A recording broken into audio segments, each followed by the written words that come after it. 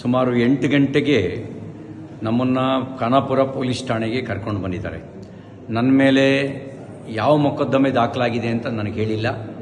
ನಾನು ಕೊಟ್ಟ ದೂರನ್ನು ಗಂಟೆಗಟ್ಟಲೆಯಿಂದ ಸ್ವೀಕಾರ ಮಾಡ್ದಲೇ ನಾನು 0 FIR ಹಾಕಿ ಅಂತ ಹೇಳ್ತಾ ಇದ್ದೀನಿ.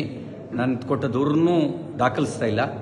ಈಗ ಇಲ್ಲಿಂದ ಇನ್ನೆಲ್ಲಿಗೋ ಕರ್ಕೊಂಡು ಹೋಗುವಂಥ ಸಂಚು ನಡೆಸ್ತಾ ಇದ್ದಾರೆ. ಎಲ್ಲಿಗೆ ಕರ್ಕೊಂಡು ಹೋಗ್ತಾ ಇದ್ದಾರೆ ಅಂತ ಗೊತ್ತಿಲ್ಲ. ನನ್ನ ಜೀವಕ್ಕೆ ಅಪಾಯ ಇದೆ. ನನ್ನ ಜೀವಕ್ಕೆ ಏನಾದರೂ ಅಪಾಯ ಆದರೆ ಅದಕ್ಕೆ ಕಾರಣ ಇಲ್ಲಿರುವ ಕಾಂಗ್ರೆಸ್ ಸರ್ಕಾರ. ಅವ್ರ ಜವಾಬ್ದಾರಿ ಹೊತ್ಕೋಬೇಕಾಗತ್ತೆ. ನನ್ನ ವಿರುದ್ಧ ಸುಳ್ಳು ಸುದ್ದಿ ಹಬ್ಬಿಸಿ ಸುಳ್ಳು ಕಂಪ್ಲೇಂಟ್ ಕೊಟ್ಟು ನನ್ನನ್ನು ಕೊಲೆ ಮಾಡ್ತಕ್ಕಂಥ ಸಂಚು ನಡೆಸಿದ್ದಾರೆ. ಇದಕ್ಕೆ ಸಂಬಂಧಪಟ್ಟಂತೆ ನಾನು ಸಭಾಪತಿಗಳಿಗೂ ಈಗಾಗಲೇ ದೂರು ಕೊಟ್ಟಿದ್ದೀನಿ. ಹತ್ತತ್ರ 3:45 ಗಂಟೆ ಆಯಿತು ನಾನು ಪೊಲೀಸ್ ಠಾಣೆಗೆ ಬಂದು. ಏನು ದೂರಿದೆ ಅಂತಲೂ ಹೇಳಿಲ್ಲ, ನಮಗೆ ಏನು ಬೇಕು ಅಂತಲೂ ಕೇಳಿಲ್ಲ. ಹೀನಾಯವಾಗಿ ನಡೆಸ್ಕೊಳ್ಳೋ ಕೆಲಸ ಮಾಡ್ತಾ ಇದ್ದಾರೆ. ಮತ್ತು ಇಲ್ಲಿಂದ ಎಲ್ಲಿಗೆ ಕರ್ಕೊಂಡು ಹೋಗ್ತಾರೆ ಅನ್ನೋದು ಕೂಡ ನನಗೆ ಸ್ಪಷ್ಟತೆ ಇಲ್ಲ.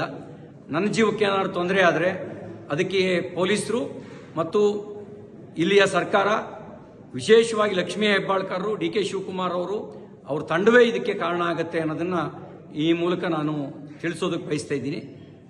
ಎಲ್ಲವೂ ನಿಗೂಢವಾಗಿದೆ. ಯಾವುದೋ ಕ್ರಿಮಿನಲ್ಗಳನ್ನು ನಡೆಸ್ಕೊಳ್ಳೋ ರೀತಿಯಲ್ಲಿ ನಡೆಸ್ಕೊಳ್ತಾ ಇದ್ದಾರೆ. ಅವರು ನಡೆಸ್ಕೊಳ್ತಿರೋ ರೀತಿ ಅನುಮಾನ ಹುಟ್ಟಿಸ್ತಾ ಇದೆ. ಪ್ರತಿಯೊಂದು ನಡೆಯೂ ಕೂಡ ಅನುಮಾನಾಸ್ಪದವಾಗಿದೆ ಅವರು ನಡ್ಕೊಳ್ತಿರ್ತಕ್ಕಂಥ ರೀತಿ. ನಾನೊಬ್ಬ ಜನಪ್ರತಿನಿಧಿಯಾಗಿ ಮಂತ್ರಿಯಾಗಿ ಕೆಲಸ ಮಾಡಿದವನು. ನಾನು ಕೊಟ್ಟ ದೂರಿಗೆ 0 FIR ರಿಜಿಸ್ಟರ್ ಮಾಡಿ ಅಂತ ಹೇಳಿದ್ರೆ ಮೀನಾಮೇಷ ಎಣಿಸ್ತಾ ಇದ್ದಾರೆ.